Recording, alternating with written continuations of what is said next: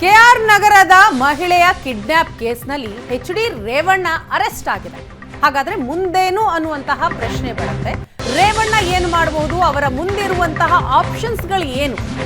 Kidnap ಕೇಸ್ನಲ್ಲಿ ಮಾಜಿ ಸಚಿವ ಎಚ್.ಡಿ. ರೇವಣ್ಣ ಅರೆಸ್ಟ್ ಆಗಿದೆ.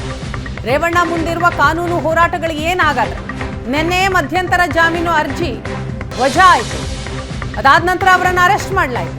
ನಾಳೆ ರೆಗ್ಯುಲರ್ ಜಾಮೀನಿಗೆ ರೇವಣ್ಣ ಪರ ವಕೀಲರು ಅರ್ಜಿ ಸಲ್ಲಿಸಬಹುದು. ನಾಳೆ ಜಾಮೀನಿಗಾಗಿ ಜನಪ್ರತಿನಿಧಿಗಳ ವಿಶೇಷ ಕೋರ್ಟ್ಗೆ ಅರ್ಜಿ ಸಲ್ಲಿಸ್ತಾರೆ ಅನ್ನೋ ಮಾಹಿತಿಗಳು ಸಿಗ್ತಾ ಇದೆ. ಸಂತ್ರಸ್ತೆ ಪತ್ತೆ ರೇವಣ್ಣಗೆ ಸಂಬಂಧ ಇಲ್ಲ ಅಂತ ವಾದ ಮಾಡುವ ಸಾಧ್ಯತೆ ಇದೆ. ಜನಪ್ರತಿನಿಧಿಗಳ ಕೋರ್ಟ್ನಲ್ಲಿ ಜಾಮೀನು ರದ್ದಾದರೆ ಹೈಕೋರ್ಟ್ ಮೊರೆ ಹೋಗಬಹುದು.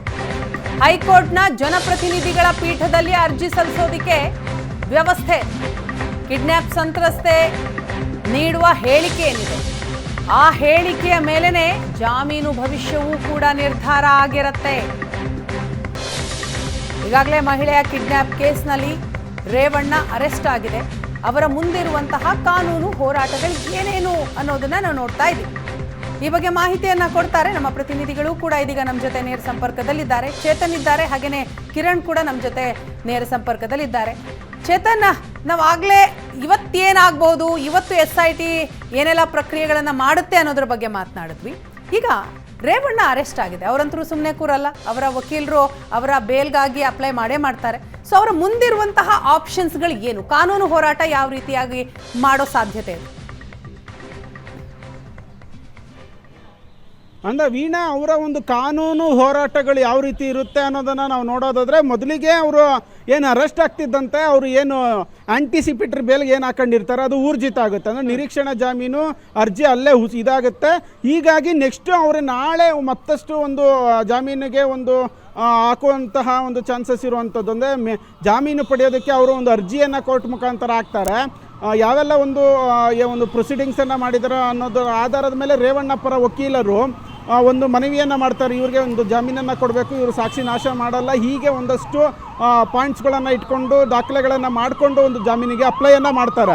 ಆ ನಂತರ SITಯ ಒಂದು SPP ಅಂದರೆ ಸರ್ಕಾರದ ಅಭಿಯೋಜಕರು ಕೂಡ ಆಕ್ಷೇಪಣೆ ಸಲ್ಲಿಸೋದಕ್ಕೆ ಒಂದಷ್ಟು ಕಾಲಾವಕಾಶ ಇರುತ್ತೆ. ಅಂದರೆ ಬೇಲನ್ನು ಒಂದು ವೇಳೆ ರೇವಣ್ಣ ಕೊಟ್ಟರೆ ಏನಾಗ್ಬೋದು ಅಂದರೆ ಈ ರೀತಿ ಒಂದು ಸಾಕ್ಷಿಗಳ ನಾಶ ಆಗ್ಬೋದು, ಸಾಕ್ಷಿಗಳಿಗೆ ಎದುರಿಸ್ಬೋದು, ಹೀಗೆ ನಾನಾ ಕಾರಣಗಳನ್ನು ಆಕ್ಷೇಪಣೆಯನ್ನು SPP ಏನು ಮಾಡ್ತಾರೆ, ಮನದಟ್ಟನ್ನು ನ್ಯಾಯಾಧೀಶರಿಗೆ ಮಾಡ್ತಾರೆ. ಹೀಗಾಗಿ ಈ ಒಂದು ಪ್ರೊಸೀಡಿಂಗ್ಸ್ ಆಗ್ತಾನೆ ಇರುತ್ತೆ. ಸದ್ಯಕ್ಕೆ ಅವರು ಅರೆಸ್ಟ್ ಆಗ್ತಿದ್ದಂತೆ ನಿರೀಕ್ಷಣಾ ಜಾಮೀನು ಊರ್ಜಿದಾಗುತ್ತೆ, ಅದು ಬರೋದಿಲ್ಲ. ಹೀಗಾಗಿ ನಾಳೆ ಹೊಸದಾಗಿ ಒಂದು ಬೇಲ್ಗೆ ಅಪ್ಲಿಕೇಶನನ್ನು ಹಾಕ್ಕೊಳ್ತಾರೆ. ಆ ನಂತರ ಪ್ರೊಸೀಡಿಂಗ್ಸ್ ಅಂತೂ ನಡೆಯುತ್ತೆ. ಸದ್ಯಕ್ಕೆ ಅವ್ರಿಗಿರುವಂತಹ ಆಪ್ಷನ್ನು ವಿಚಾರಣೆಯನ್ನು ಎದುರಿಸಬೇಕು, ಮತ್ತು ಸಂತ್ರಸ್ತೆಯರು ಯಾವ ರೀತಿ ಹೇಳಿಕೆಗಳನ್ನು ನೀಡ್ತಾರೆ ಅನ್ನೋದ್ರ ಮೇಲೆ ಅವರ ಭವಿಷ್ಯವನ್ನು ನಿಂತಿದೆ ಅಂತಲೇ ಹೇಳ್ಬೋದು. ಯಾಕಂದರೆ KR ನಗರದ FIRನಲ್ಲಿ ಇವಾಗ ಆಲ್ರೆಡಿ ಏನು ಆ ಒಂದು ಮಹಿಳೆಯನ್ನು ಕಿಡ್ನ್ಯಾಪ್ ಮಾಡ್ದಂಥ ರೇವಣ್ಣನ ಕಿಡ್ನ್ಯಾಪ್ ಮಾಡಿ ನನ್ನ ಮನೆಗೆ ಬಿಟ್ಟು ಹೋಗು ಅಂತ ಅಂದ್ಬಿಟ್ಟು ಹೇಳಿದರು. ಹೀಗಾಗಿ ನಾನು ಅವ್ರು ಹೇಳಿದ ಕೆಲಸವನ್ನು ಮಾಡಿದ್ದೆ ಅನ್ನೋದನ್ನು SIT ಮುಂದೆ ಹೇಳಿರುವಂಥದ್ದು. ಹೀಗಾಗಿ ಅದು ಒಂದು ಕೂಡ ಸಂಕಷ್ಟ ಆಗತ್ತೆ. ಅಂದರೆ ವಿಚಾರಣೆಗೆ ಸಾಕಷ್ಟು ಕಾಲಾವಕಾಶಗಳು SITಗೂ ಕೂಡ ಬೇಕಾಗಿರೋದ್ರಿಂದ ಅವರನ್ನು ಒಂದು 5 ದಿನಗಳ ಮಟ್ಟಿಗೆ ಒಂದು ವಿಚಾರಣೆಗೆ ಬೇಕು ಅಂತ ಪೊಲೀಸ್ ಕಸ್ಟಡಿಗೆ ಕೇಳುವಂತಹ ಚಾನ್ಸಸ್ ಇರುವಂಥದ್ದು.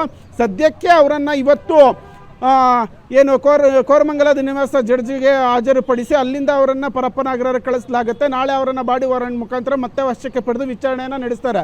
ರೇವಣ್ಣ ಅವರು ಮುಂದಿರುವಂತಹ ಆಯ್ಕೆ ಜಾಮೀನಿಗೆ ಅಪ್ಲೈಯನ್ನು ಮಾಡ್ಕೊಳ್ಬೇಕು. ಅದಕ್ಕೆ ಅವೆಲ್ಲ ಒಂದು ದಾಖಲೆಗಳನ್ನ ಸಿದ್ಧತೆ ಮಾಡ್ಕೋಬೇಕು, ಅದನ್ನು ಅವರು ಮಾಡ್ಕೊತಾರೆ. ಆ ಒಂದು ಜಾಮೀನಿಗೆ ಅಪ್ಲೈ ಮಾಡಿಬಿಟ್ರೆ ಸಾಲದು, SIT ಕೂಡ ಅದಕ್ಕೆ ಆಕ್ಷೇಪಣೆಯನ್ನು ಸಲ್ಲಿಸುತ್ತೆ. ಅದು ಪ್ರೊಸೀಡಿಂಗ್ಸ್ ತುಂಬ ಲಾಂಗ್ ಆಗುತ್ತೆ. ಸದ್ಯಕ್ಕೆ ಅವರು ಜಾಮೀನಿಗೆ ಅಪ್ಲೈ ಮಾಡೋದೊಂದೇ ಒಂದು ಕಾನೂನಾತ್ಮಕವಾಗಿ ಉಳಿದಿರುವಂತಹ ಆಪ್ಷನ್ನು. ಮತ್ತು ಸಂತ್ರಸ್ತೆಯರು ಯಾವ ರೀತಿ ಹೇಳಿಕೆ ಕೊಡ್ತಾರೆ ಅನ್ನೋದು ಕೂಡ ಅವರ ಒಂದು ರೇವಣ್ಣ ಅವರ ಒಂದು ಜೈಲಿನ ಭವಿಷ್ಯದ ಮೇಲೆ ನಿಂತಿರುವಂಥದ್ದು. ವೀಣಾ. ಎಸ್ ಚೇತನ್, ಹಾಗೆ ಸಂಪರ್ಕದಲ್ಲಿರಿ, ಮತ್ತಷ್ಟು ಅಪ್ಡೇಟ್ಸ್ ಪಡಿತೀನಿ. ಕಿರಣ್, ತಾವು ಕೂಡ ಹಾಗೆ ಸಂಪರ್ಕದಲ್ಲಿರಿ, ಇದೇ ಕೇಸ್ಗೆ ಸಂಬಂಧಪಟ್ಟ ಹಾಗೆ ಮಾಹಿತಿ ಪಡಿತೀನಿ. ಈಗ ಈ ಒಂದು ಕೇಸ್ ಒಂದು ಕಡೆ ಆದರೆ ಮತ್ತೆ ಈಗ 3 ಮಹಿಳೆಯರು, ಸಂತ್ರಸ್ತೆ ಮಹಿಳೆಯರು ದೂರು ದಾಖಲಾಗೋದಕ್ಕೆ ಮುಂದಾಗ್ತಾ ಇದ್ದಾರಂತೆ. ಹಾಗಾದರೆ ಯಾರ ಮಹಿಳೆಯರು, ಏನಾ ಕೇಸ್, ಹೇಳ್ತೀವಿ.